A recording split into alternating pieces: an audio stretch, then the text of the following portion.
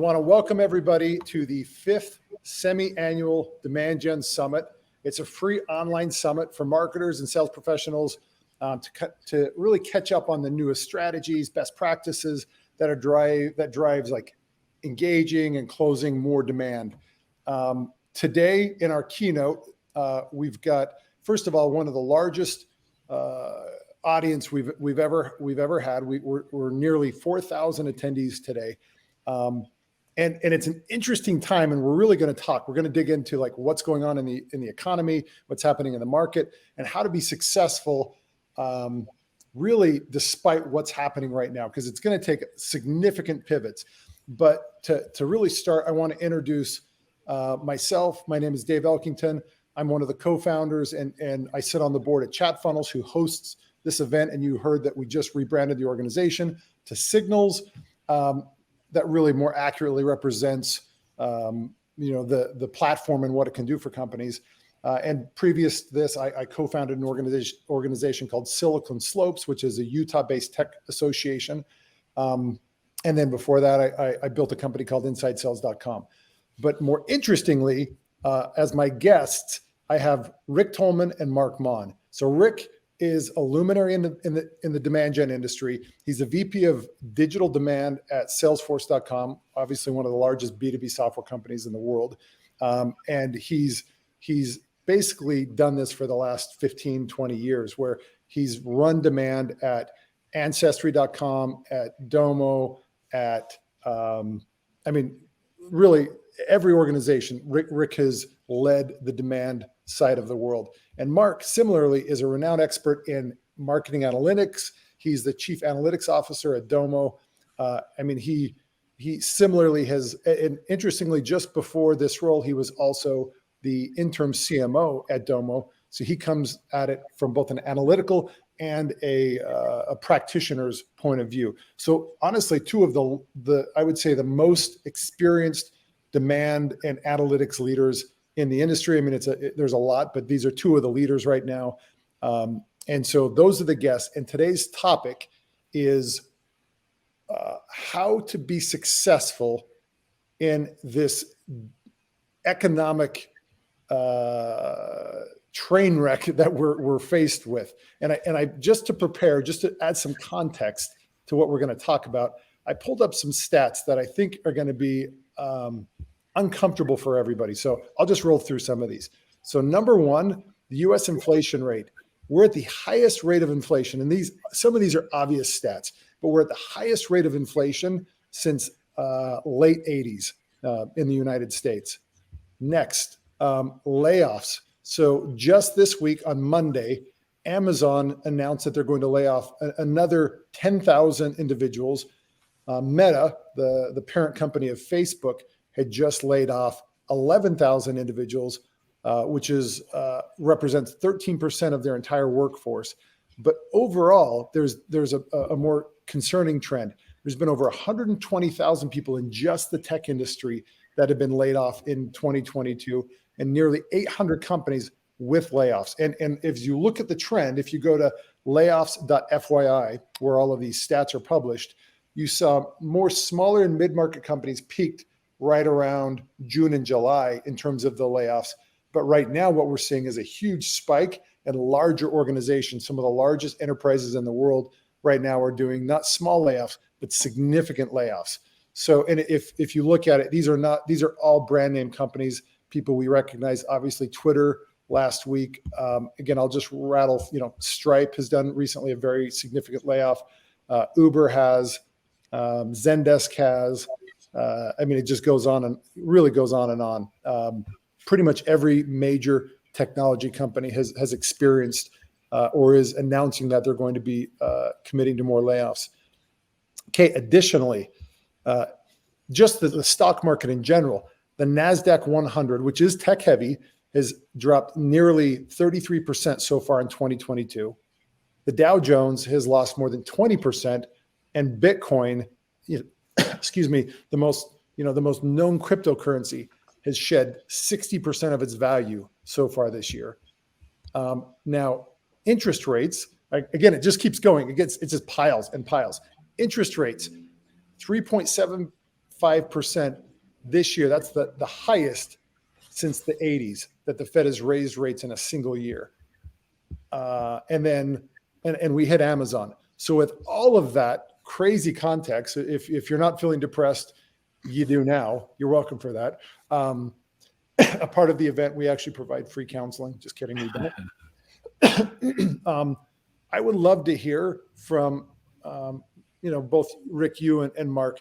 What are you guys seeing? Like what's reinforcing these kind of trends down, boots on the ground? Let's start with you, Rick.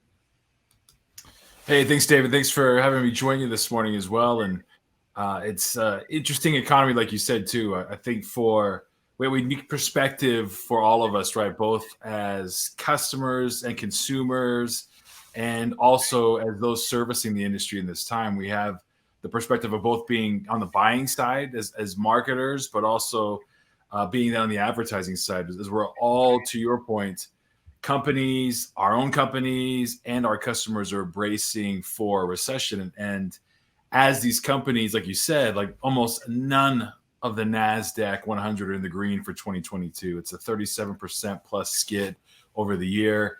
I work in Silicon Valley, and we have partners here in Silicon Slopes as well.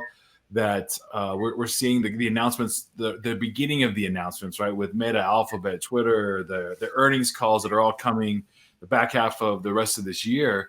It's continuing to show that same face of brace for the recession. And then in a lot of cases for the companies, it's the turtle up mode of like, how do we store enough winter fat to survive this, which for all of our worlds means it's that classic conundrum of do more with less, or even just in simple table stakes, it's just do what you can with what you have, right? And to that extent. And so for us, it's a unique, interesting scenario where as companies, especially tech companies, B2B SaaS, you start to see that growth taper a little bit. The next lever that both your board, your stakeholders are going to ask for, it's profitability and efficiency, right? And so that's the offsetting measure that we're looking at, not only in terms of what are we doing internally to be more efficient and provide better profitability, but how do we then take that message to our customers for our product and service, as we're all in the same situation, looking at the back half of this year with renewals coming up. How do you then show customers that, one, you're the product or service that's going to help them with their CFO, with their CEO, to show increased profitability for the next coming year, and then really also being able to drink that champagne yourself and do it for your own teams as well. So I think it's really an interesting scenario. We haven't seen something like this, since 2006 and 8 era, where we're at the point where we really need to focus on that messaging and that focus of performance marketing. But I also think at that point we're in a great position for it as well, with technology and tools that we have, both what we're providing but also what we're leveraging. There's no better chance for marketers and leaders to show how performance, through what their efforts that they're doing and through their product that they're enabling customers and potential buyers to be able to be more efficient and profitable this year and next. So this is going to be a meaty conversation. This is not it's more of a steak and potatoes conversation. This is not a dessert conversation. So if you're not, this may be too much for you if you're not ready for this. All right. Thanks, Rick. Mark, what are you seeing kind of boots on the ground from your customers, from what you're hearing from your salespeople, from your marketers? What's going on in the market right now from your standpoint? Yeah. Again, first, thanks for letting me be here with you all today. I think on my side, what we're seeing a lot of is just this conservative nature from our customers, from prospects. It's not that the wheels are falling off the bus. It's not that people have stopped buying completely. We're starting to just see a softening, and we're starting to see an adjustment in approach, which I think comes, we see this in, as Rick said, you see it on both internally as well as externally as well. So that might be buying practices, but for us, we're seeing it more further down funnel than we are top of funnel, and that can be risky when you're not seeing top of funnel risk or top of funnel softening. You still have to continue to invest top of funnel and focus on converting the business that is coming in. So I think we're seeing a lot of kind of softness and expectation in later stage opportunities in the funnel for maybe unique terms and conditions in contracts, and maybe additional asks, add-ons to the product that we might not have thrown in before. We're getting a lot of those kinds of asks. So definitely seeing a change in not necessarily in buying habits, but in the asks that are coming from our customers. Okay, so that you said something I want to drill in on, but I also want to provide some interesting context to everyone that's kind of listening and everybody who's joined today. This is fascinating as we prepared for this conversation today. Last Friday, we talked about a couple of things to prep for this call. And both of you said, and I'm going to reiterate what you just said, Mark, both of you said top of funnel is good. Actually, top of funnel might be the best it's ever been, which is crazy if you think about what's happening right now, but it's the bottom of funnel. So there's a lot of tire kickers out in the market. There's a lot of people who are interested in finding solutions. Makes kind of sense. But getting someone across the finish line, that's tight. And I'm hearing this from really across the board. I had not long ago, I did a dinner with over 100 CEOs, tech CEOs, and pretty much everyone said the same thing. So we're gonna get into this. I do want to also throw the context that last week Rick had just come out of a meeting, a 1-week planning session with the executives at salesforce.com on how to be effective in the next quarter and in the upcoming months. And Mark, you had a similar offsite where you were on the road, really double downing with customers, really trying to make sure that you're taking care of your customers, you understand what their needs are. So both of you are coming to this conversation with really interesting insights from two of the, I would say the leading edge or bleeding edge and largest organizations really in the world. So I think it's going to be interesting. So let's get in a little bit to some of the content that I think people are going to be interested in. First of all, Rick, you talked about, I think you used the term profitability and efficiency. Tell me a little bit what you mean by profitability and efficiency. Yeah, and just to kind of underscore what Mark had just said as well, Dave, it's, for us, it's the all-in dollar, end-to-end dollars being spent. What is that generating? And of course, one of the metrics is what is that generating in terms of top of funnel, your pipe generation. But the reality is we're having to measure all the way through to ACV or to revenue, right? And so how do we ensure that we're spending those dollars, that the leading indicators then become not just pipe gen, but also is the propensity to close? And so that's one of the unique challenges that we have is ultimately it's what are we producing that's driving better, not just pipe gen again in a vacuum. That's now the table stakes, right? I love what Mark had said as well.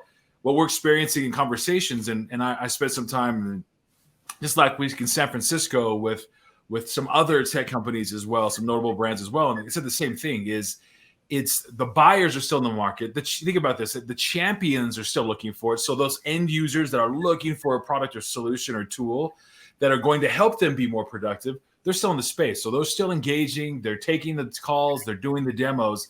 Now, the reality is from a marketer's perspective is you've got to help sales get in the entire buying center, because now there's going to be a decision by committee to some extent with the remaining dollars for this year and next year that you're going to have to go attract. So you're helping that champion that's still out there actively looking for a solution like yours, but being able to help them with the right use cases, customer stories, helping your sales teams lead through this messaging around ensuring that the product that you're selling is going to help those companies with profitability growth, or in simple ways like a Domo, like a SalesForce, showing that we're able to show the ROI that you're getting off of your spend as well.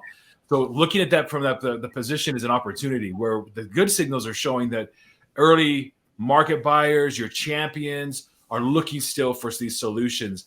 But the committees that they have to get through to get that sign off to buy right now in this economy are more complicated than ever. So that means enablement on our side to really understand and open the aperture on that buying center and helping through those critical conversations and those blocking conversations. But I think it's even more simple than that right now. We don't have to necessarily scrutinize everything that the decision makers are going to make on the product or service, but it is around how to make the companies more profitable and successful, where we are shoring up our resources, right? And so it's a unique challenge, but an opportunity for us to be able to present that. And what's interesting, one of the things I want to highlight, what you just said is, yeah, it is a different messaging and positioning, but it's also a different approach. So the sales process and the marketing process has shifted, where it's not a single buyer or a smaller buyer committee. It's now a larger buyer committee that inevitably is going to include finance and IT, which it's already been trending. This is not a new trend. But I think what I'm hearing you say is, like, be prepared to support that sales process around providing the appropriate, information, case studies, ROI analyses, air cover just from a brand and market, air cover for the CFO, for maybe the CIO, and all of their kind of associated supporting staff, because every dollar is going to get scrutinized right now, like every dollar. In a very simple way, it's ensuring that you're helping arm not only the sales reps, the frontline conversations for those buying centers, that your product or service is not a nice to have, it's an absolute must have in this economy. And so as you talk about shift to positioning, this shift to positioning is, okay, this is a must-have solution, and this is something that's going to drive your bottom line and help you be more efficient. And then you need all of the justification for your CFO, for your IT leaders, for frankly the CMO and the CEO to say, yep, let's write this check. That's action item number one. Really, enablement is what you're talking about. This is a whole shift in enablement around profitability, efficiency. So listeners out there, take note. Your job, if it hasn't been, double down on enablement, become very proficient on telling that story of productivity and profitability around your solution. Mark, similar question. You talked about kind of the funnel and how your top of funnel is bigger than ever, and your bottom of funnel is kind of tighter than ever. What are some of the things that you're seeing, you're recommending? And again, you have both of you have a unique perspective. You both represent some of the largest data platforms in the world, where you have access to more insights. Think SalesForce.com and Tableau and all of the tools associated with it. And then Domo and your access to see all of the different, I would say, metrics that are driving productivity. Again, we have a unique, two very unique perspectives. What are you seeing in terms of the right way to think about tracking analytics? What are the right kinds of analytics? Like, what should people be thinking about? Yeah, I mean, I think you have to be able to pivot and move quickly in more so than ever. And I think if you can't move quickly, if you don't have access to data that allows you to make real-time decisions, I think you're going to be in a tough spot as things are shifting constantly. And we're seeing, strong hiring to layoffs and back and forth. I think having data at your fingertips is absolutely key. I mean, you mentioned, obviously, Rick is being a part of SalesForce who acquired Tableau, and then Domo, obviously, being a platform that is heavy in BI. We build everything in Domo, and we have metrics for every single stage of the funnel. It's been interesting as well as we started to use tools like chat funnels, are now known as signals, the data that gives us internally at top of funnel that we wouldn't have had previously. So even that's helpful for us, where you might have had to rely on a sales rep plugging something into Salesforce before.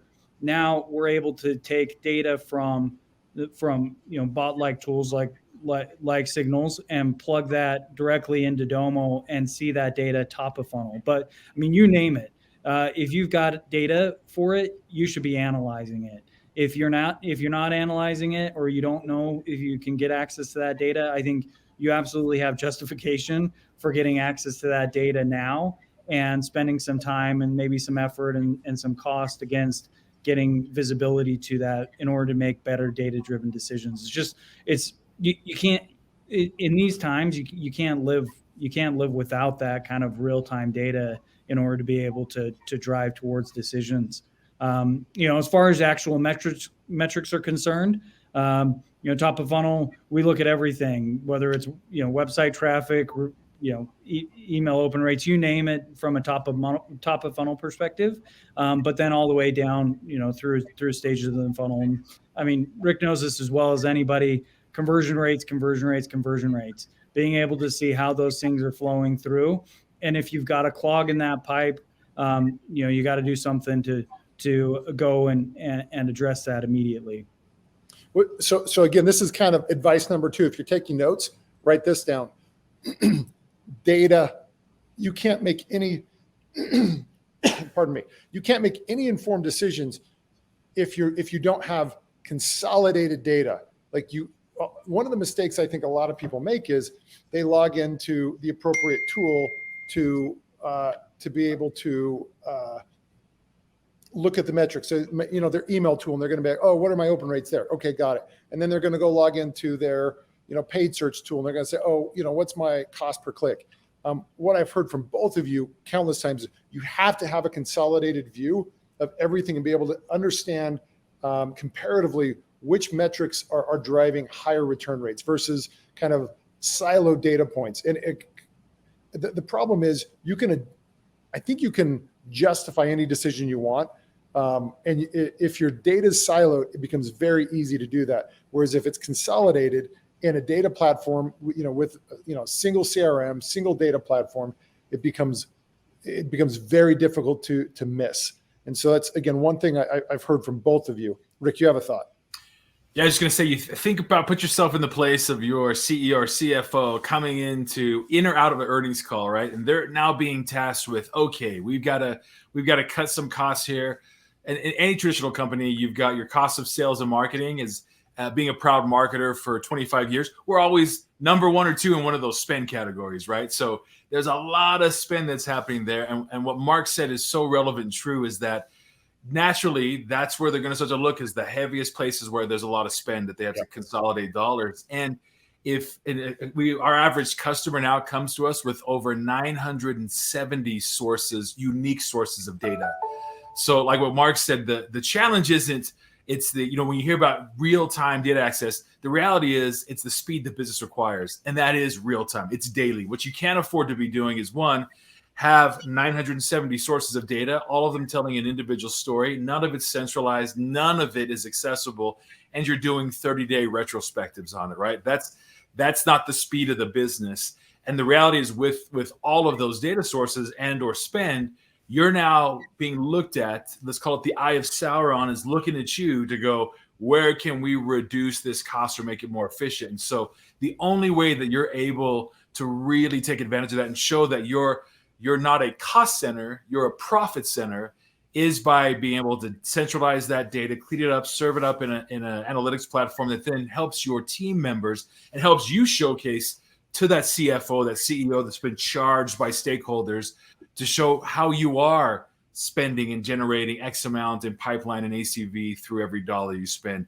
But while it sounds like it's a kind of infinite promise there, but the reality is we have access to that in the technology landscape we live in today.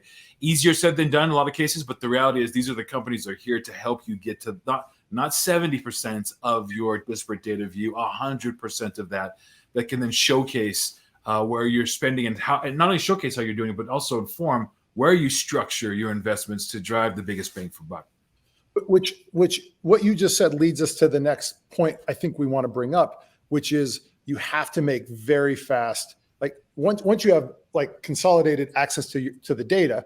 So again, just to reiterate, the first thing you got to do is you've got to adjust your messaging around profitability and efficiency. You have to have access to real-time data, and then you can make very, very quick decisions. Whereas I think traditionally it's a little more cautious. I think if you've got access to real-time data, you can make those decisions much, much faster. Yeah. I mean, if I can add something, I think it's the proactivity too. It's not just being able to make quick decisions. I think we're in a place now from an economic standpoint where you have to be able to make proactive decisions. So if you, if there's a possibility that you might have to make headcount cuts in your organization, like you want to know where you can make cuts. If you, are going to have to make spend cuts from a marketing spend perspective, you want to know where you could lose, maybe cut some of that fat. So I think it's that proactivity that is so critical and is going to become even more critical as the economic environment is a little more tumultuous. Which kind of brings me to our next point. Again, just to recap, it's not just quick decisions, it's preparation is what I hear you're saying. You're saying, okay, don't get caught being told what you have to do by your boss, your CEO, your CMO, your CRO. Build plans. And I want to double click into that. Look, a lot of the market has not been around that long. Like when I say the market, a lot of the employees, a lot of the people that are building, that comprise the marketing teams, have not experienced a downturn like this. But a lot of us, have got some little thin, little gray, and we saw this in 2008. We've seen this in 98. But in 2008, I want to share an example. I was building a company called InsideSales.com. And this is, so we subsequently raised almost $350 million. But before that, we were bootstrapped. And we kind of went into that period of the market. Go backwards, those of you who are old enough. We only had, let me remember this. We probably had 30 employees. We weren't huge. And we had no financing except $150,000 revolving line of credit. So think of that as like a credit card for a company. And what we would do is we would use that to cover payroll. And then throughout the month, we were a monthly recurring subscription. And so we would basically pay that down as our customers paid us back. So we'd basically, use the credit, pay it down, use the credit, pay it down. Well, mid-October 2008, our banker we went to our banker and said, hey, is there any risk that we're going to lose this revolving line of credit? They're like, oh, no, you guys are great. You'll never have, we love you guys, no problem. Well, sure enough, 2 days after that call, the bank pulled that line of credit from us. And we're like, oh, we're toast. We're screwed. Like, we're not going to be able to make payroll. And similar to what you both are advising, what we did is we scraped through that payroll. Like, we figured, we begged, borrowed, and steal. Like, we asked vendors, to help us get through this, customers, partners, and whatnot.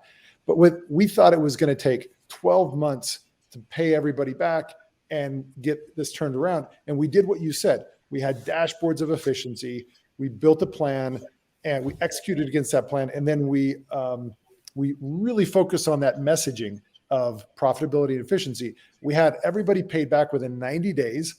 And we also, what's more is that's when our organization just skyrocketed. Like that's when we went into 7 subsequent years of 100% type growth. Like, it was unbelievable. And it was because we really adapted to the needs of our customers, the needs of the buyers and the prospects. And so that's, I think, what you guys are advising people here is, how do we pivot and how do we adapt to what the needs, not our needs, but the needs of our customers and our buyers. And it's around that preparation that you just mentioned. So I want to ask, what are the kinds of things that if you run a team, a large team, a small team, what are some of the things you should be preparing? And I'm going to ask both of you this question. So, how do you prepare? I mean, I hate to say it this way, because this is these are people, but are there redundant roles? Are there technologies that are redundant? And then I'm going to ask a slightly strange question. If you're watching this and you're not a leader, or you are, and you think your role might be at risk, how do you recession-proof yourself? What do you do as an employee, as a leader, to prevent, to lower the likelihood that when a RIF happens or a layoff happens, how do you make yourself indispensable? So the first part of that is, what are the things you should be doing to prepare for your CEO coming and saying, we're going to have to make a change. I need you to cut costs. And then if you're on the flip side of that, what do you do to make sure you're absolutely mission critical? So I'm going to start with you, Mark. Give me some thoughts, and then Rick, you'll be next. And then Mark, I'll give you a chance to counter if Rick totally screws up, which is a very likely possibility. Yeah, I'm sure. Yeah, no, I think on the cost side of things, there's all sorts of things that you can do. I think you can look at technology, and is there technology? Obviously, you have the ability just to cut technology from your technology stack, maybe something that's redundant. You can consolidate. We've seen a lot of that going on where, vendors will say, hey, there's a tool out there that's better than ours, but we'll give you ours for free, allow you to reduce a specific vendor. Bundle-ins. Bundling. Yep. So, Yep. I mean, that's something that you can consider is if you've got a large player like a SalesForce, for example, where they've got multiple offerings, you might be able to bundle and cut some costs there. From a headcount cost, I think you can look to offshore and nearshore options. I mean, that's always an option, and we've had some success there depending on the kinds of roles. Some roles you can, some you can do that more easily than others. And then but at the end of the day, I think it's considering how you can do things the most efficiently. So sometimes spending in technology is the answer, because you can buy something that will automate an expensive headcount or reduce the amount of monotonous work that somebody has to do, and really save costs there. So I think what I would say is consider it like a scale, at least from a technology and a people perspective. We often talk about people, process, systems.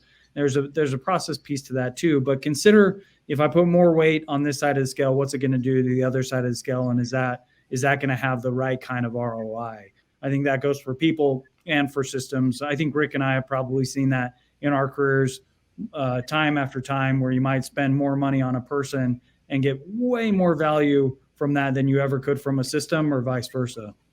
Yep, that makes sense. Okay, Rick, let's swing over to you. Like, what are your thoughts on this? Yeah, I love what both of you said as well too. For any that they're experiencing this potentially for the first time, I'll say this: like we've seen this many times before. Our companies have braced through this; they've come out the other side of this as well. In year 2000, right? 2008, the .com recession, right? And that it took almost 15 years for the NASDAQ to return to its peak value from the .com recession. On top of that, in Y2K, there was a fear that all the internet was going to shut off too. So there's been worse times than this. At least there's no fear that the internet's going to shut off at January 1st, right? This time. But we can start that rumor if you want, Dave, that's also going to shut down. But Twitter may shut down. I have not paid my $10 to be validated yet, so it doesn't matter. But so again, the companies have seen through this, and I think it's an awesome opportunity for leaders and team members to see their companies through this transition, because coming out the other side of this, there's a forcing function that'll occur through this that I think is actually really well needed, because in a lot of cases, whether it's a fast growing company or a stable company, there's a lot of places that spend and resources are being structured that isn't necessarily the most efficient. So this takes a nice and a needed time under a critical lens to be able to really look and see where you can drive better economies of scale. But I love what Mark said a while ago too there. I think it's important for leaders to be proactive about this. Instead of seeing this as an audit or a colonoscopy, be in front of it. Come with your recommendations. If you're leveraging your data and analysis, you're able to show up in a case that says, this is where we think we should be spending or restructuring our investment to drive X% of conversion rate or ROI. So again, being in front of that conversation, which hopefully all of you can be, versus having the CFO say, I need an arbitrary 25% cut. You can lead that conversation with data saying, here's how I drive 40% more output with 5% reduction in overall costs, and whether that's agencies, contractors, or technology. Being in front of that, I think, is really key. Having your point of view and a strong data-backed point of view is how we make it through this. Likewise, I think it's really important as we look and work across the aisle with our sales teams is really focusing on where should we be focusing our time? And that includes sales, where that's on your focused account list that's set to close this quarter, that has a high propensity to close this quarter or next. Doing the hand-to-hand combat in the trenches with the sales reps, I think, is key, versus kind of keeping the perpetual motion on, the carpet bombing for your digital advertising or the same tools and technologies. It's a nice forcing function to get together with sales and intimately understand by region, by segment, by SKU, where should you be focused that data's leading you to, but then also how can you really make the focus really simple around what that is to close business versus, which a lot of us have to go through, and we feel very empathetic to our sales teams. There's a lot of noise coming at them. There's a lot of noise of what they should and shouldn't be doing, where they should be focused. This is a great chance to distill that noise down to very key salient points that then marketing and sales and finance are all aligned around to driving the best productive results. So again, get ahead of it. Like, leverage the opportunity to build that voice. Because again, if you don't think it's coming, it is coming. Whenever that earnings call is coming at the end of the year, and even just being a good steward of the business, to have your strong point of view on fiscal year closing, but showing how you're proactively, like Mark said, looking at the business and rather than waiting to be retrospectively or even reactively told what to do, have that crisp point of view of where you can better drive and structure your investments. And one of the things I love that you're both highlighting is be proactive. And some of the things you guys have mentioned, previously was really look at which vendors are mission critical, which ones are not, which partners, which technology. Before you actually have to let somebody go, there's many layers that are actually in place there in order to manage that. I mean, there are a lot of options. The problem is if you come at it late, when your CFO or your CEO has come to you and said, you have to make a change, you kind of lose your flexibility. So you just said, now is the time that leaders are made, not managers, but now is the time that leaders are made. So I want to, again, pivot now briefly and talk about, there's been 120,000 people who have just been laid off, or there are people who are going to be at risk of being laid off. What advice do you give those individuals? Because I'm sure there's hundreds on this presentation right now. Yeah, I mean, I think Rick said it earlier. If you feel like you're at risk, the easiest way is to take yourself as a cost center to a profit center and really look at your position and what is the value that I bring to this organization, and how can I bring more value from a profitability perspective to the organization. And there's a number of different ways to do that, depending on your role or where you sit in the organization or what your company does. Dave, you talked about earlier, we went on this tour, connections tour, we called it, a road show where we're out visiting with customers. And one of the ways that I've shifted my team is that I'm having my team help out with critical renewals, and where they're not typically externally facing. I've said, hey, let's get out and start to visit with customers and help add value from a customer standpoint, with the thought that it's needed to try to retain and make sure that we're making those customers as sticky as possible. But also it's kind of this conversion of cost center to profit center. It becomes less like, oh, that's the guy that sits in the back room, that has the red stapler. And it becomes more like, hey, this is the guy that was out meeting with MasterCard or IPG Health or, this state government or whatever, and adding true value there. And, we can't lose that guy or that gal. So that's amazing.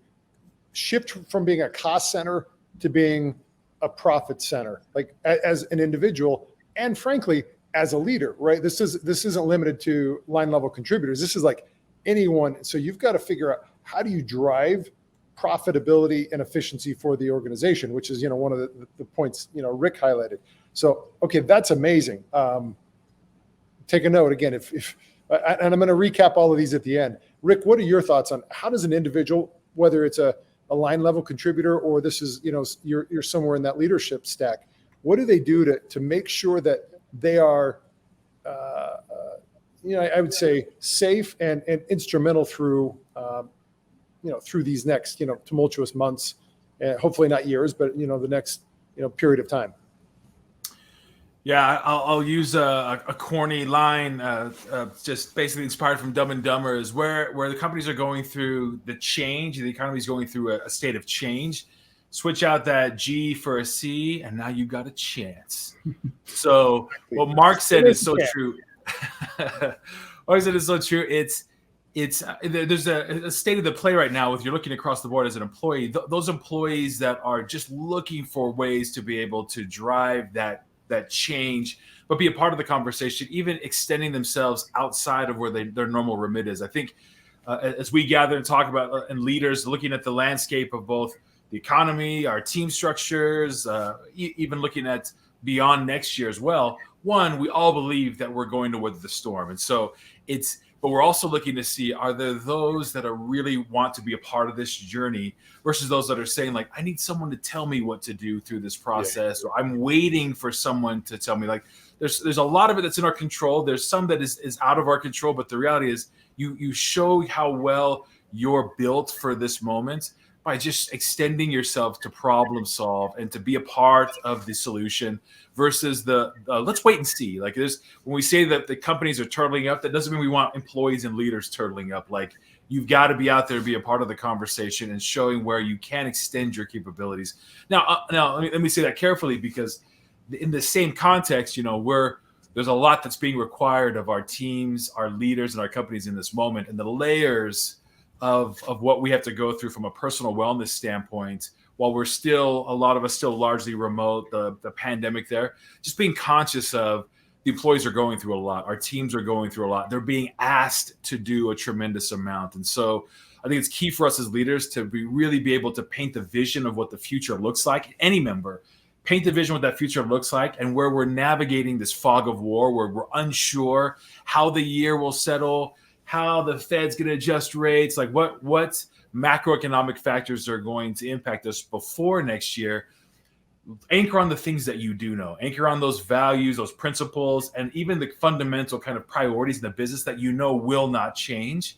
Anchor on that clarity, because I think a lot of team members have to navigate that ambiguity, and the fear factor sets in, right? When they're seeing what's happening in the economy, they're seeing their friends, what's getting laid off. You want to be able to, as much as you can as a leader, really anchor on those things that will drive clarity in the business. Even if it's 3 out of 15 things, those 3 can give you a unique focus, and it gives the employees something to focus on versus just expanding our remit across the board. It's all hands on deck, which just destroys that company morale and the employees. And being conscious of the employees that they're going through this is a challenging time. Of many of those that we employ, this is their first recession they're going through. So it's a unique challenge, but an opportunity for us to be able to really, as a wholesale team, come together on a united front and paint what that vision of the future looks like together and march towards that. So I love one thing you said, and I, for everyone who's listening, just know, like this, you'll be okay. If you're unemployed right now, you'll actually be okay. The way these happen in the market is it ebbs and flows. And what we know is the market, even though we're having a downturn, we know it's going to come back. Like we know there are jobs that'll be created in a month, in 6 months, in a year. So 2 things I wanted to highlight that you said. If you're a leader and you manage people, one, I think plan, prepare, be very open, be very transparent, be honest with people, but also support them, because this is scary. It's really difficult. Instill confidence, build a vision, kind of support not just your team, but I would say everybody within kind of your influence. Like kind of help as much as you can, and that actually will help the company. Because the thing that is definitely not helpful is when everybody gets in a death spiral. Everybody starts to panic and they stop working. They start spending time on the wrong thing. So again, what I'm hearing from you is to ensure that the best you can, that you have job stability, is become critical. Get in front of profitability and customer renewals and expansion and revenue related activities. And so kind of get outside maybe your comfort zone, really try and be proactive, and then support, frankly, everybody around you the best you can as we go through these tough times. I want to move now to the last thing. We only have another 10 or so minutes. It's one thing that we talked about, and Rick, you called it taking care of your home base. Like you start as you think about, as a marketing leader or as a sales leader, where do you spend most of your energy? What you described was home base. I'd like to get your sense of what that means, and then Mark, you can I mean, you literally just came off a week of doing that. So I want to get some examples from you of what that means. So Rick, let's start with you. Yeah, quick question. I think, looking at this, again, limited resources and time and only certain ways to be able to protect your ACV or your revenue, having that realistic conversation.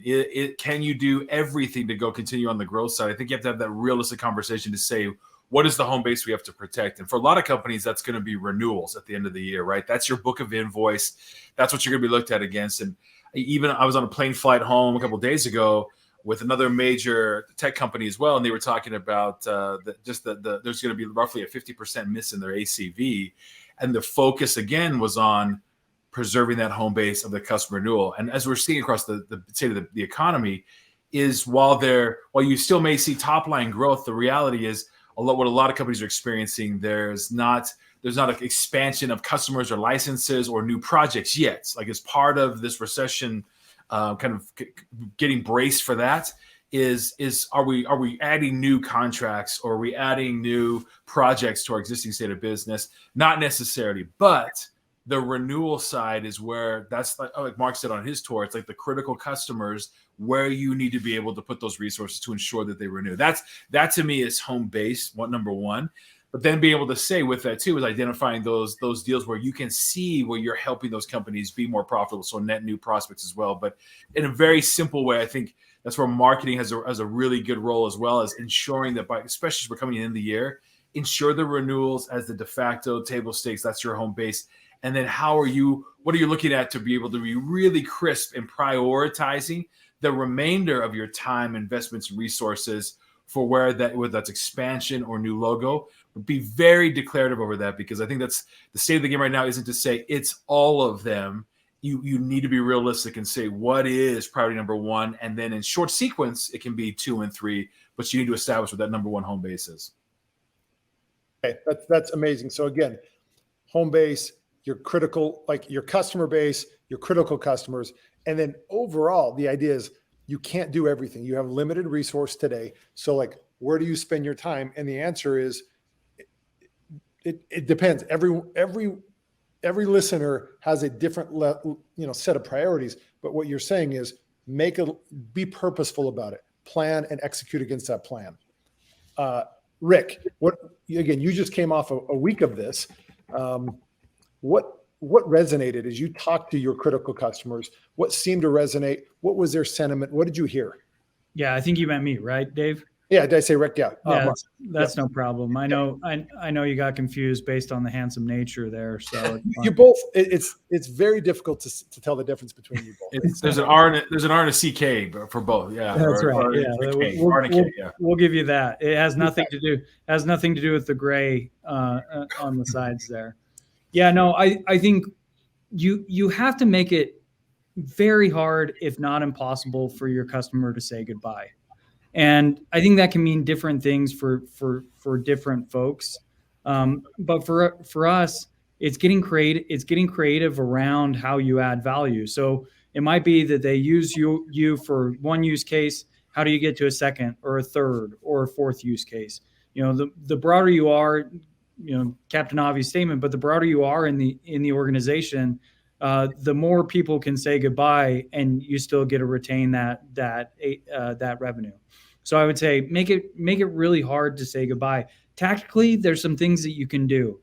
For example, we recorded some customer videos where it's a great tool for us to be able to tell the customer story, but it's a great tool for them also to be spotlighted and presented to their organization as a leader in this space. Tactical, but something really helpful and can make you stickier. Like I said, getting to a place where you've got multiple use cases, I think is absolutely critical.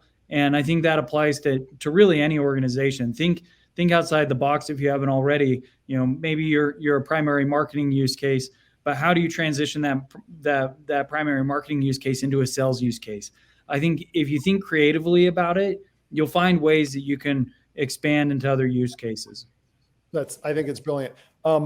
So there is actually one last thing I want to bring up. and this was consistent. Rick's smiling because he's like, "What's Dave going to say?" No, this one's a good one. I swear, guys.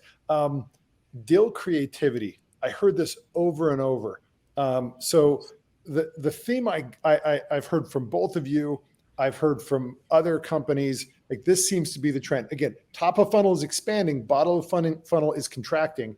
And so what I heard is if there's a deal to be had, you got to adjust your needs and your expectations within reason to accommodate what the buyer's needs are. Because in many cases, they don't have cash right now. So if there's some terms flexibility, tell me some of your thoughts. Let's actually, I'm going to go back to you, Mark, to start, and then Rick, I'll have you finish. What are some of the kinds of things that you are seeing your teams are recommending around deal creativity? Yeah, I mean, I think that getting flexible and creative around, you name it, pricing, what you include in your offering, like I talked about earlier, you've got add-ons that you might charge for historically, but throw those in. I think anything that you can do if you're subscription based to get multi-year deals is going to be so helpful. It's less energy that you've got to put in a year or 6 months or a month, depending on how your contracts work, to trying to keep that customer, lock them in. And, to take a small cut on price to get multi-year will pay off in spades, especially in an economic downturn. So I think, be flexible on pricing, be flexible on what you throw in from an add-ons perspective, get creative around whether you include maybe services and somehow bundle that together so that that your customer is going to hit the ground running and be successful. If you're not able to get a multi-year deal, again, make it so hard for them to say goodbye through how creative you get with the deal. I know, like I said, with Rick, I know you guys have so many different offerings. You can, if you're in a situation like Rick, you can get creative with it because you've got a lot of different things that your sales folks can throw at people. But those are some thoughts on my side. That's super helpful. Rick, same question. Like, how do we support getting these transactions done when people don't have budget? I mean, how do you buy new tech at the same time? You may have to be considering a layoff. Like, how do as a vendor, how do you approach companies asking them to make those buys? Yeah, great question. And it's really important, I think, in this case to put yourself again in the shoes of your buyer. And a lot of us should be able to empathize because we're having to go through the same exercise too. They've been given a limited pie to deal with, right? So I think a lot of times we tend to think like it's a big brand company or whatever they are. They're a Series D with a ton of funding. The reality is the CFO has given them their small portion of the pie. So in that situation, is it better to have $0 from the customer versus X dollars? Now, obviously, we don't want to go downgrade the product enough to where we're taking a net loss. But like what Mark said, it's just recognizing it's a competition for every penny now. And what can you do in the near and short term to be able to be flexible with that and creative with it, where it's even recognizing terms later, what Mark said, doing bundles, anything that can help. Again, you're putting the frontline champion or the business decision maker into their hands, their capability to go back to their CFO or CEO and go, here's the justification. Here's the breakage I'm getting. Here's the deal I'm getting that makes this better than others. And as a reality is, it's the CFOs are they're not going to give us the leeway and go like, you know what, keep spending because I know we're going to come out of this. We're saying that we will. We know that. We know we maybe get that budget back next year as well. But the CFOs are going to pull down the curtains right now and go, nope, we're done as day and date. And so it matters now. Like if they're not having those conversations, they're coming very soon before the end of the year. And so being in front of that and really being able to say, this is how we can make this creative and the best deal for you, I think is key, especially knowing, again, think about who the buyer is, what they've got to go through, the justification they've got to go through, and really understanding it's about the portion of the pie they had before is now significantly less. How do you get a piece of that pie? And Mark, you told me one thing that kind of intrigued me. What's your CFO doing as he's seen his, his customers, your customers come to him with these kind of special asks of price discounts, things like that. I love this. And Rick, this is what you said also, but Mark, share this quick anecdote, and we're going to end with this. For sure. Yeah. I think he keeps a notebook of evil, as I call it, where he'll write down every idea that has been played against him. He'll then write down to then play it against a vendor. So I think it's a two-way street for sure. As you're seeing, and maybe certain plays from specific vendors, consider whether that play plays for you. I mean, before we close, I feel like we maybe have painted a pretty gnarly picture, and I think that there are tough times ahead of us, likely. But that being said, I've always seen this in my career, that when something shifts, it creates new opportunity. And so I think staying in front of that is key. But like you said, Dave, if you hit a hard time, it's easier said now than maybe when you're in the situation. There is opportunity on the other side. Undoubtedly, things shift, creates new opportunities. I've seen that time and time again in my career. Be the person who sees the gap in the market and try and move, skate to where the puck's going to be versus where it is today, because that's where the opportunity is. Last thoughts, Rick. Yeah, likewise, I'll say this as well, is where, again, the change equals the chance, but just being a part of this for any company and seeing your company to the other side of this is a tremendous opportunity for, as an individual leader, contributor, team member, because seeing that and building that vision together, I think, is one of the key disciplines that we need in the market right now versus overreacting. Now, the challenge is also, and I'll say this as well, don't be afraid to ask for people for help as well. Like, this is a wonderful forum with the Demand Gen Summit here, to have leaders that actually are willing to have conversations around this. Those that have cut their teeth on this before, there's a sense of kind of like the calluses that many of us have on the backs for going through this.